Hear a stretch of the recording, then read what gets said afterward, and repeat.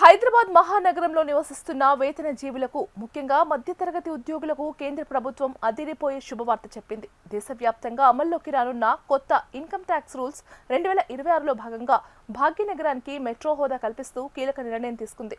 ఇప్పటి వరకు కేవలం ముంబై, ఢిల్లీ, కోల్కతా, చెన్నై నగరాలకే పరిమితమైన 50% హెచ్ఆర్ఏ పన్ను మినహాయింపును ఇకపై హైదరాబాద్తో పాటు మరికొన్ని ప్రధాన నగరాలకు వర్తింపచేస్తూ కేంద్ర ప్రత్యక్ష పన్నుల బోర్డు నోటిఫికేషన్ విడుదల చేసింది. హైదరాబాద్ వేగంగా అభివృద్ధి చెందుతున్న తరుణంలో ఇక్కడ అద్దెలు విపరీతంగా పెరిగిపోయాయి. ఐటీ కారిడార్తో పాటు నగరం నలుమూలలో నివసిస్తున్న ఉద్యోగులు తమ జీతంలో మెజారిటీ భాగం అద్దెలకు వెచ్చిస్తున్నారు.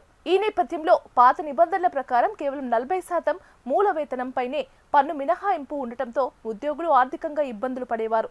ఇప్పుడు ఆ పరిమితిని 50%కి పెంచడం వల్ల ప్రతి నెల చేతికి వచ్చే జీతం పెరగడమే కాకుండా ఏడాది చివరిలో కట్టాల్సిన ఆదాయపు పన్నులో భారీగా ఊరట లభించనుంది.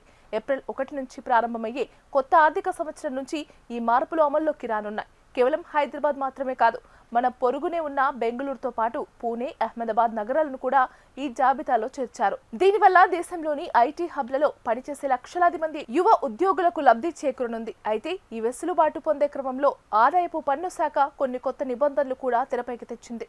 గతంలో చాలా మంది ఉద్యోగులు తమ సొంత ఇళ్లలో ఉంటూనే లేదా తల్లిదండ్రుల పేర్ల మీద ఫేక్ రిసిప్ట్స్ సృష్టించి పన్ను మినహాయింపు పొందేవారు. ఇప్పుడు అలాంటి లూప్ హోల్స్ కు చెక్ పెడుతూ ఫామ్ 124ను ప్రవేశపెట్టారు. ఈ కొత్త ఫామ్ 124 ప్రకారం మీరు ఎవరి ఇంట్లో అద్దెకు ఉంటున్నారో ఆ యజమానితో మీకు ఉన్న సంబంధాన్ని స్పష్టంగా వెల్లడించాలి. ఒకవేళ మీరు మీ తండ్రి లేదా తాతల ఇంట్లో ఉంటూ వారికి అద్దె చెల్లిస్తున్నట్లు చూపిస్తే దానికి సంబంధించిన పూర్తి వివరాలను నమోదు చేయాల్సి ఉంటుంది. పారదర్శకతను పెంచేందుకేనని అధికారులు చెబుతున్నారు. అంతేకాదు, గతంలో ఉన్న కొన్ని సంక్లిష్టమైన ఫారాలను రద్దు చేసి సుమారు 150కి పైగా పాత నిబంధనలను సరళీకరిస్తూ కేంద్రం ఈ కొత్త ఇన్కమ్ ట్యాక్స్ చట్టం 2025ని గెజెట్లో ప్రచురించింది. ఈ నిర్ణయంతో హైదరాబాద్ రియల్ ఎస్టేట్ రంగంపై కూడా సానుకూల ప్రభావం పడే అవకాశం ఉంది. ఉద్యోగులకు పన్ను ఆదా అవుతుండటంతో అద్దె ఇళ్లకు డిమాండ్ పెరిగే అవకాశం కనిపిస్తుంది.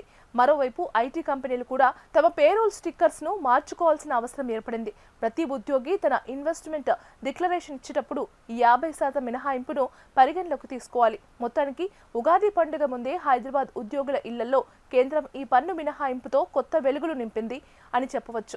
వచ్చే నెల 1వ తేదీ నుంచి మీరు సమర్పించే బిల్లులో ఈ మార్పులను గమనించుకోండి. పన్ను ఆదా చేసుకోవడమే కాకుండా నిబంధనల ప్రకారం సరైన వివరాలు అందించి చిక్కుల్లో పడకుండా జాగ్రత్త వహించండి. హైదరాబాద్ మెట్రో నగరాల జాబితాలోకి అధికారికంగా చేరిపోవడం అనేది మన నగర అభివృద్ధికి ఒక నిదర్శనం.